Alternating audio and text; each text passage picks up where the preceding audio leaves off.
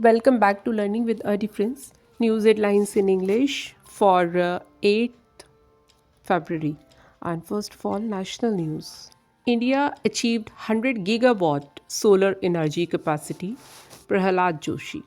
1,570 crore owed to Bihar under Manrega's Center Rajya Sabha.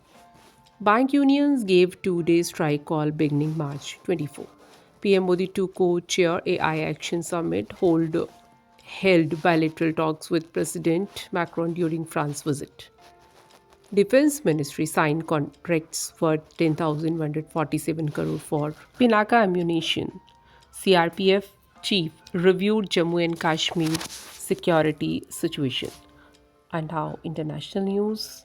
China blamed US sabotage for Panama's departure from Belt and Road Initiative. Pakistan joined China's lunar mission for exploring Moon's south pole.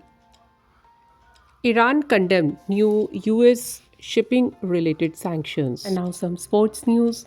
Ranji Trophy quarterfinals, formidable Mumbai firm favorites against Haryana.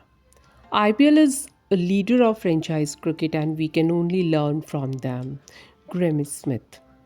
FIFA said January transfer spending reached record levels in 2025. Now, news related to business. India's forex reserve rose $1.05 billion to $630.607 billion.